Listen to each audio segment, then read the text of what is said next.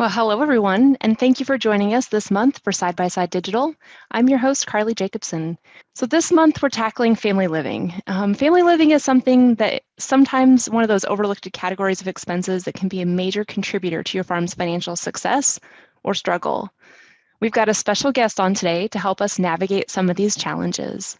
Lavelle Windsor farms with her family in eastern Kansas and works as a farm analyst for K-State. Lavelle's going to share some of her tips and advice when it comes to family living expenses.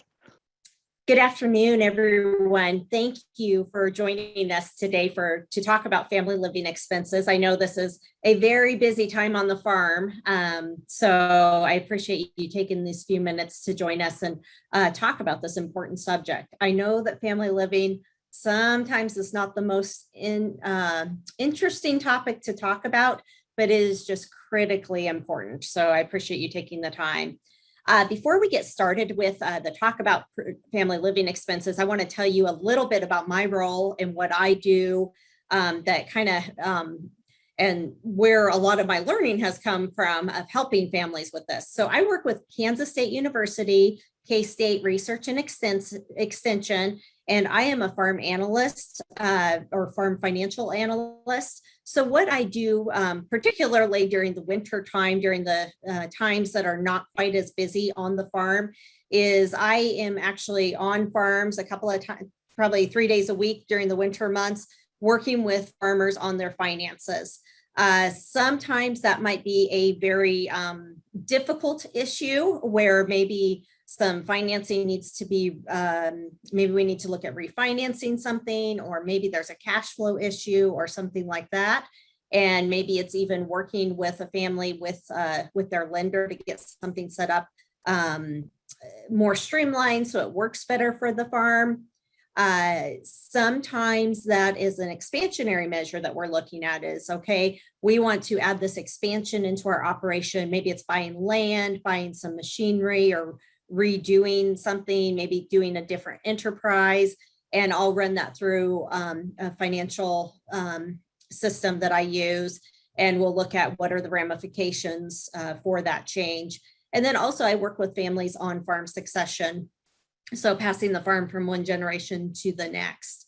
And all of those pieces have a financial component because everything we do on our farms involves the finances. So oftentimes, I would say probably 80% of the time when I work with a family, we are doing a financial analysis. And one of the components of that is the family living expenses.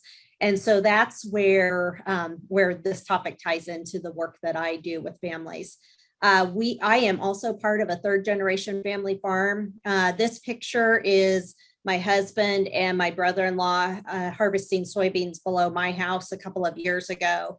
And we farm between Topeka and Lawrence. Topeka is the capital of Kansas, and then Lawrence is where University of Kansas is at, right along I-70. So we are impacted by the urban sprawl of those cities. That's a piece that's, I grew up in Eastern Colorado where it was fairly desolate with people. And in Eastern Kansas, there's a lot of people and that really, a lot of you may be facing that as well with your farms. So our farm today is still on harvesting corn, but probably tomorrow, the next day, we're going to switch over to soybeans because they're about ready to go. So we're going to start out with a poll question as we kick this off. So the first question is, how do you pay for your family living or household expenses? Okay, so kind of divided. There's two that are pretty heavy here with on-farm and off-farm, or the spouse pays for most of the family living and the farm is contributing to getting those farm expenses paid, are the common answers. Great. Okay, thank you for answering that. Okay, so to start our talk about family living expenses, this was an article that I came across last spring. Many of you are probably familiar with the work of Dr. David Cole. He writes for Corn and Soybean Digest along with some other publications as well, and he's a frequent speaker for agriculture events. But the question that he posed to a group of young farmers was, what business management area would you improve on your farm? And he asked them to identify 3. The top 2 tied, and they were record keeping, upgrading their record keeping, and completing a cash flow. And the 3rd on the list was to develop a personal family living budget. And I found that so interesting because a lot of times when people are just talking, family living maybe isn't even in the realm of what they're thinking about in terms of their farm. But from my work of working with families, I see it highly important. And we'll talk a little more about that as we go along here. And I'm going to share a few stories of things that I've seen over the years. So, okay, we have a second poll question. What do you think the average amount is that farm families spend on family living expenses? 26, 49, 72, or 98,000 a year, or who tracks family living expenses? 49 and 72 are very close, with 98 behind. And I'm very proud of you for most of you not answering number 1 or 5. That's good. So I'm going to show you some Kansas farm management data. Kansas Farm Management Association is a resource that Kansas farmers have available. Kansas Farm Management is a group of economists who work with farmers throughout the year, and then often they do taxes for them as well. And so they track a lot of this information as we go along. But as you can see down here in the very bottom right-hand corner, 72,000 is the average. So this column is the average for all Kansas Farm Management Association folks, so 72,000. And then the data is broken down a little bit more into just couples. So there's just a couple in the house. This is where for families that their children are 5 years old or younger, the oldest child is 5 or younger, and there's about 4 people in the house. And then it breaks it down by some other segments as well. But if you look at all those numbers across the bottom line, 70,000 is about what it takes. And that's a huge amount of money. It just takes a lot of money to live on. Now, a lot of people, if they're young and just starting out, yes, we might be able to live for less, but there just are a lot of pieces that go into that. We're going to go into these sections a little bit more, a little further into my presentation, but I just wanted to share that information with you. So let's talk about paying for family living expenses. So options for where family living expenses are paid from. What I encourage people to do is have a separate account for family living expenses where they pay their household, have a household checking account, so that they pay those expenses out of that household checking account. However, I often see where all expenses are paid from the farm checking account. And I really encourage you not to not do that, to have a separate account set up. One of the options, if all of your income is coming from the farm, if both spouses work on the farm and that's where the income comes from, one option is to sweep so much money from the farm checking into the household checking once a month or every other week or whatever time frame works for your family. We'll just do easy math. If say that you figure that your family living budget is $60,000, sweep $5,000 across every month. And what that will do is that will help you to stay within a budget. And it will also help you to track whether or not your budget is realistic. But it will also help you to identify on the farm side if there are issues within the farm side, where those issues are at, and it's not cobbled up with the family living expenses. Because when the family living expenses are commingled with the farm expenses, it's really hard to identify where the problem is. And this eliminates one part. It says, okay, we've got the family living expenses over here, And then we can identify, is the farm, are we able to pay the expenses that we need to? And then we also want you to make a family living budget. And I'm going to give you a tool. I'll show you a tool here in a little bit that you can use to make a family living budget. Okay, I have another poll question I want to ask you, and we're going to go into talking about tracking family living expenses, but how do you track your family living expenses? Some sort of financial software like QuickBooks, a financial app, a spreadsheet, or paper, or again, just who tracks family living expenses anyways. Okay, great. Many are using QuickBooks, a few with an app or a spreadsheet, and some with paper. Yep, that's good. Okay, that's great to see. So I would say that for the folks that I work with, most of them do use some sort of financial software. QuickBooks for farming financial software. QuickBooks is the most common that I use, with Quicken as the secondary one. But in a moment, I'm going to show you the various categories of family living expenses that we use. And what I encourage people to do is to set up a chart of accounts, just like they have their chart of accounts for their farm expenses, but set up a household chart of accounts as well. And then you can put those various items in there, like food and medical and all of that. And then that will, you can set up in your chart of accounts so that you can see on your reports how much you're spending in each one of those categories if you divide it out. Another popular one is to use apps on the phone. I think Mint is the app that Dave Ramsey recommends, or at least that used to be the one that he recommended. I haven't heard him talk about that recently, but I do think apps are probably going to become more and more common as a way to track those family living expenses. I will provide you with this resource when we get done. You'll be able to get this, but these are the family living expenses that we're going to go through here in just a moment. These are the ones that we utilize.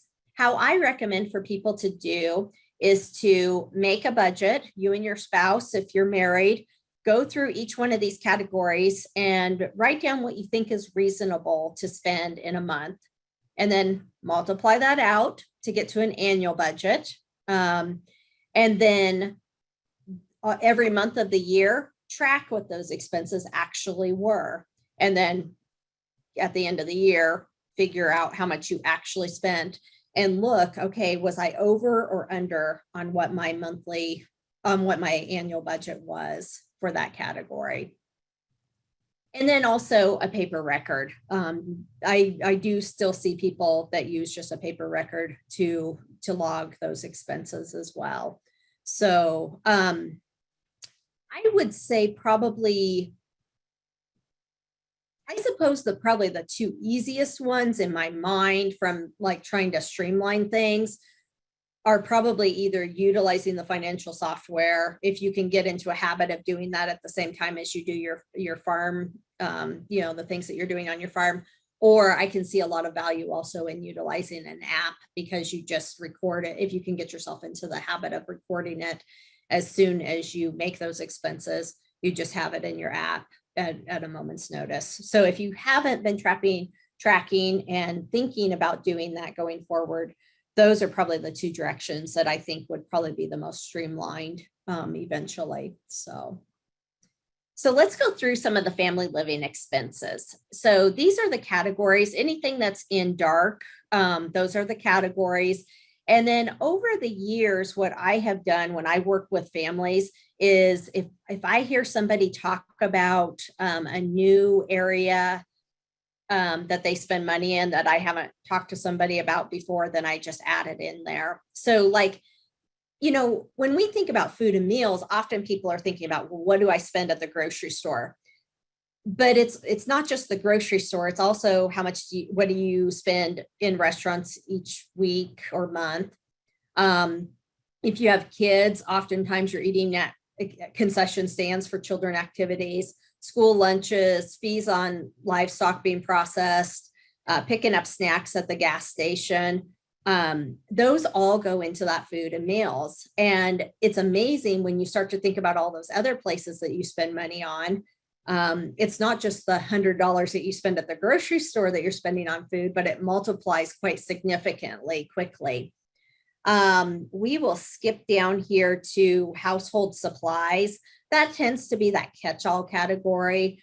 I often think about it like your Walmart runs, your toilet paper, paper towel, toothpaste, those kind of things, pet food, subscriptions to magazines, upgrades to your kids' phones that aren't something that you would write off on a farm level. So personal care, haircuts, nails, massages, makeup, gym memberships, just trying to think through all of those expenses and where they would go to. Go into the next ones. A tip that I usually give to people when I think about gifts and when they're trying to think through how much should I budget for gifts, I usually tell people to think about how much they spend for Christmas and then multiply that times 2, because oftentimes whoever we buy for Christmas, we're usually going to buy them a birthday gift also. And then hopefully that captures enough money for some weddings and baby showers and things like that as well. So recreation, that you might have noticed when I shared the Kansas Farm Management data, that is a pretty big category, because, and partially that's because so many things can go into that.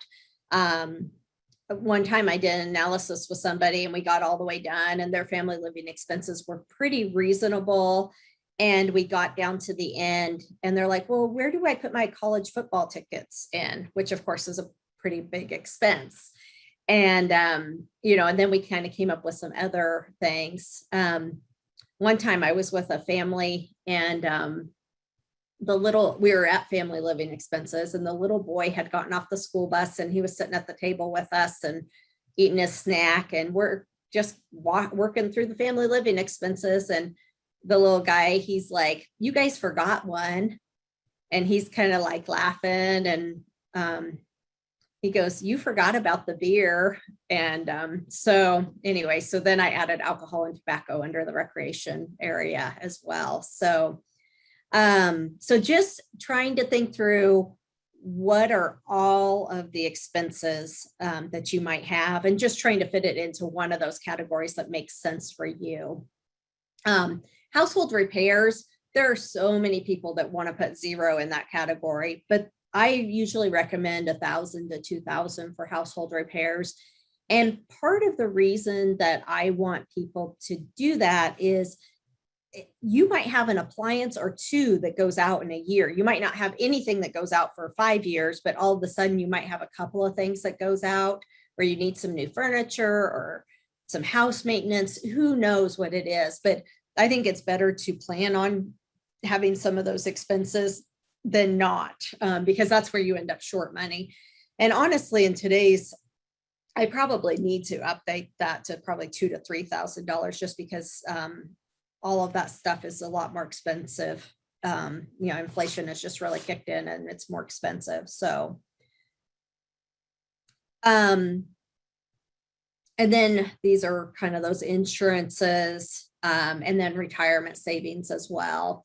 So that is the list of expenses that we work with people on. So the family living expenses that we have people break down into those categories. And I try to work through most of those categories with them so that we can capture and get to a grand number of what the total family living expenses are. So we're going to switch over here for just a moment and talk a little bit about retirement savings. So we have another poll question. And just, do you or your spouse have retirement accounts? So yes, and I fully fund it. Yes, but I'd like to make more contributions. No, I don't have a retirement account, but I'd like to set one up. No, I don't have one. I don't plan to. or I'm too young to think about retirement accounts. Ah, very, very good. I'm happy to see this answer. So good. So it looks like several do have a retirement accounts, and they either fully fund or they're working their way towards making more contributions. That's great. I'm glad to see that. So let's talk a little bit about why it's important to save for retirement. And maybe with those answers, I might be preaching to the choir. But so as I said earlier, I often will do a financial analysis with families, and if it's a sole proprietor, we're often talking about personal assets as well. And I'm just going to tell you, and maybe you'll just have to trust me, but there is a significant difference in the operations that I work with for the ones who have retirement savings. And when I'm saying retirement savings, I'm saying an adequate amount of retirement savings that they actually could retire with versus the ones that don't. And it's amazing with the compounding interest. Just if you can start to set money aside as a young person, it's just amazing what a difference that will make for you later on in life. And it will give you so many more options than some of your peers will have if they don't understand the importance of it. So if you are only working for the farm, an IRA or an individual retirement account might be the best place to go. I usually feel like in many instances that the Roth IRA is a better direction for a young person.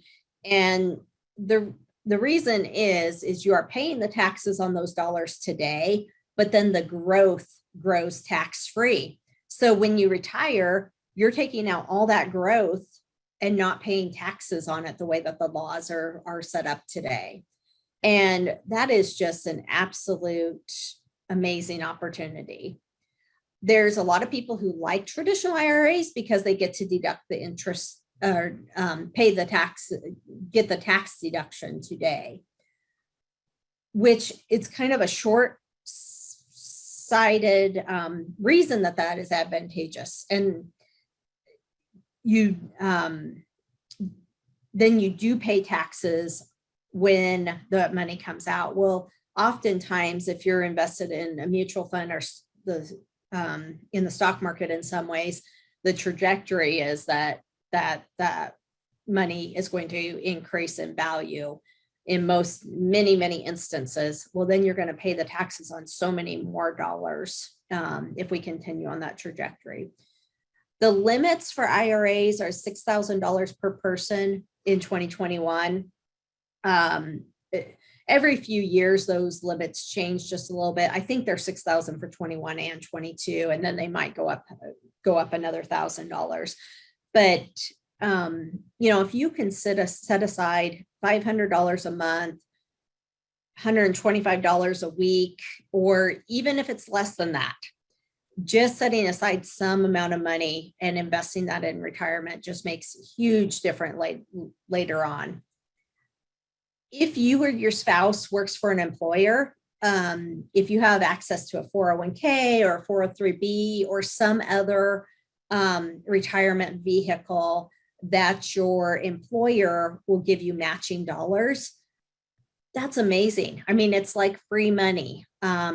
The employer that I worked for before this, they, for whatever I invested up to 6% of my salary, they would match 50 cents on a dollar. So 3% of my salary, if I did that, they were giving to me free. And I just think that's almost a no-brainer, one of those no-brainer situations where you really, really need to do that. And if you do have access to an employer retirement plan, you can also do the IRA as long as you're not making too much money. There are some guidelines with that, but many young people are not pushed into that higher end category where they're excluded from the IRA. So I really encourage you to think about that.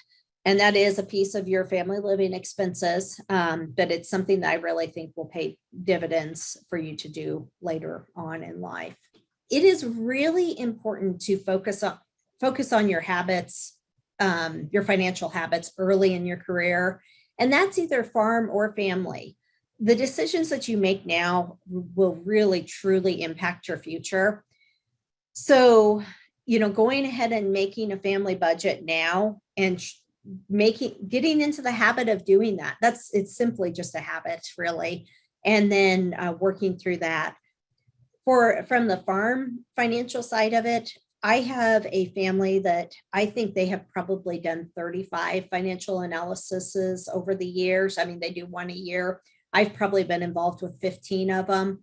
And they tell me that that is their time of the year that they set aside just to have a checkup on their financials and make sure that their farm is doing okay. We're creating their budgets at that time. We're looking at how we're projecting the cash flow to go for the next year. And then from that, then they can make their decisions of what kind of expansionary measures they're going to do. And they made that habit very early in their career, and they're still at it. And it's all of those things are just really important.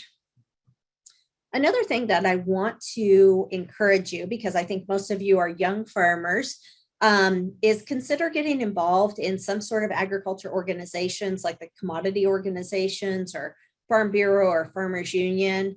Many of those have leadership opportunities. It's just like this one. I mean, has an opportunity to network with other farmers that are like-minded, and they may be in a little bit different area than you, but that is a great opportunity.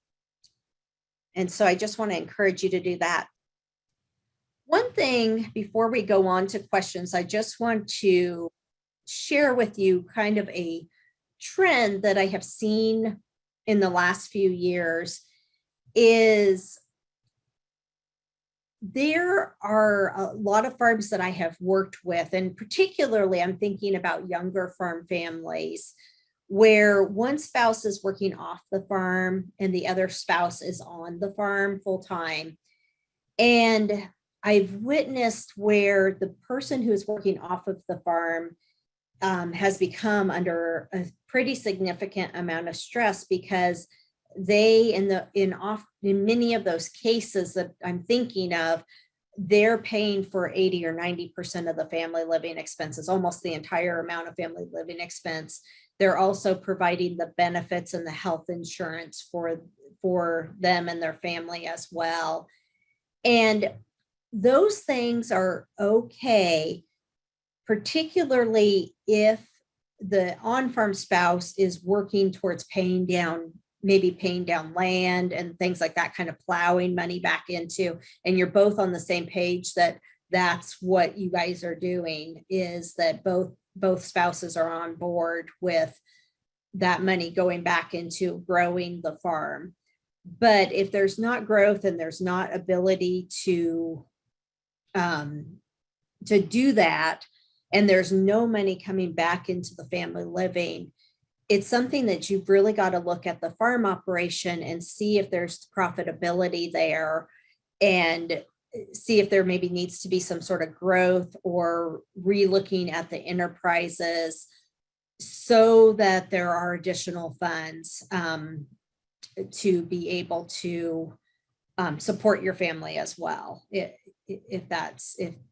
because that is an important piece as well. So I just wanted to mention that because I've seen that particularly with young families, especially in the last 10 years or so, and just a lot of stress that has caused within the families as well. So with that, let's go on to some questions. That's always the best part. So it is. And Lavelle, thank you so much for all of those insights.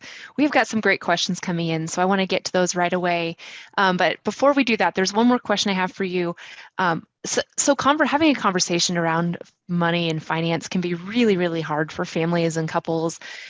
What are some strategies that you see successful, farm families exercising to really have those good conversations? Yeah, and it's nobody wants to be involved in those conversations except for maybe me. I kind of like them actually, but they are very stressful. And so I really think that it's probably setting aside the time and making a priority to have the conversation, particularly if it's either farm or the family living expenses. Doing something like that worksheet that I shared with you, and taking some time to work through that to set a budget, that's a good place to start. Because I remember several years ago, even myself, who works with people on these numbers every single day, I was like, huh. I mean, I tend to be a pretty frugal person. So I was like, oh, we don't spend that much on family living, which is the answer everybody has. Nobody thinks they spend very much money on family living. And when I added it all up, I'm like, son of a gun, that is a lot of money that we, and it is. And I look at it, I think about cell phone plans, electricity, just everything costs a lot of money. And those expenses do tend to get away from us pretty quickly too. That's what I would say from personal Yeah. experience. I've got a Yes. couple questions that are pretty closely aligned. So I'm going to kind of squish them together. How often should you track it? What's the cadence to the tracking of the actual expenses? Is it every week, every month, every 2 weeks? And then at the same note, do you have any tips for kind of staying on track for updating budgets? Because it's real easy to, like, I'm going to do this, and then 3, 4, 5 months down the road, boy, that the wheels fall off the wagon Yeah. completely. So what is Well, your and advice on that? yep, and it is hard. So personally, what I would encourage people to do is, whatever your routine is for paying bills, I think it makes sense to track those expenses whenever you're paying bills, and just have that as part of your habit with when you're doing your finances. On our own farm, I'll just share with you what I do is, on almost every single Monday, I have a couple hours set aside that I pay all of our farm expenses, and I pay our household expenses as well. It's just a routine that I've had since I was probably 20 years old. And then whenever I do have a family living expense, I just put it into QuickBooks, just like I do with any of our farm expenses as well. And that's a routine that works for me. I have a money podcast that I listen to, and the routine that they share that they think is really helpful to people is to have an app on their phone, and then just while you're at the grocery store, you enter that expense. You're at the gas station, you enter that expense right at that moment. I don't know that would be a routine I could get into, but I think it does work for some people to do it that way. And I know a lot of the apps now you can link up your account so it goes right into it. So they're making it easier and easier for us all the time. Yeah. And that's a good point, because I think there's a way, like if you do a lot of your stuff through your credit card or debit card, I think there's some linking that you can do directly to your QuickBooks with that as well. So is there kind of a typical number? I know we talked about averages at the beginning. Is there a typical family living number per adult and per child that we should be benchmarking ourselves against? So I have seen some things that various banks have used, and but I don't know how accurate they really are, because when I work with people, I try to get them to go through all of those categories and really share with what they're actually doing. But now this benchmark that I'm going to tell you is probably 5 or 6 years old. So these numbers I think would actually be higher today. But I had a bank that I used to work with, and what they plugged in was $20,000 per adult and $10,000 per child. But just with how much inflation has gone up in the last year or two, I would say those numbers certainly have to be a little higher, probably 25 per adult and maybe 12 or something per child. So so I don't think it's exact, but if you have nothing else to go on, that's probably not a bad place to start thinking about. And then if you make your budget and then track how you actually spend compared to what your budget was, I think at the end of a year or even at the end of a quarter, you would have a pretty good idea of where you're probably at for an annual expense. when in a partnership, so not two households, these are two separate households, right? How do you track or determine what is actually family living expenses? So the biggest issue that they're seeing is like the keeping it fair issue between the two families. So if one person sets it up under one accounting system and the other maybe isn't using that same system for their household expenses, how do we have these conversations and how do we make it fair in these multi-family operations?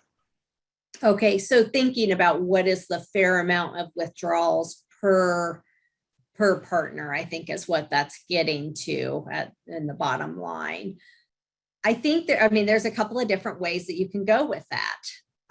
One, is it the responsibility of the farm to pay all the family living expenses if one party is higher than the other party? Is that a responsibility? Or is it what the farm can afford to pay? Is that what should go out? Equally, if the job responsibilities are equal. There's a lot of different directions that you can go with that question. And ultimately, it's going to result in needing to have good communication among the parties and figuring out what is workable. The bottom line to that answer of what I would have in the farm when I'm working with a farm is, first, we need to make sure that your farm can afford to pay out whatever those withdrawals are. We need to make sure that the farm is profitable enough so that you can withdraw whatever amount of money it is that you're wanting to withdraw. Because we might need to work on a profitability or an expansion opportunity if the farm is going to cover all of those expenses. We're beginning the conversation of farm transition. How can we adjust our family budget now to prepare and save for that transition in 5 or plus years? Where do we even start? I guess I'd almost like to have some more background on that of what exactly they're wanting to adjust their family budget from. I guess what I would say is that as you go into the transition, if you're thinking that you're going to have less money, if you need to be able to live on less money for a period of time that's being pulled out of the farm, there may be the need that somebody in the family may need to have more off-farm income coming in. And you may need to tweak those it probably is twofold, maybe tweak those family living expenses downward, and then also maybe have some off-farm income if that's the concern, that the family living budget or the amount that's withdrawn from the farm will be at a smaller amount. I almost feel like I need a little more background on that question. But it's good to be thinking about that, especially if it's a 5-year out. It's good to be thinking about that now. It sounds like the perfect time to start having conversations with the families to figure out how that's going to work. Yeah. Well, I've got one more. That's about all we have time for here. What percentage do you suggest increasing the budget areas due to inflation? So that's a good question, because if you look at inflation, if you look at the numbers like that you see on the news for inflation, food and fuel do not go into those numbers. So it's actually usually higher than that. I would probably look at 5 or 10%, which I know that sounds outrageous, but I think that really is the impact on our pocketbooks right now.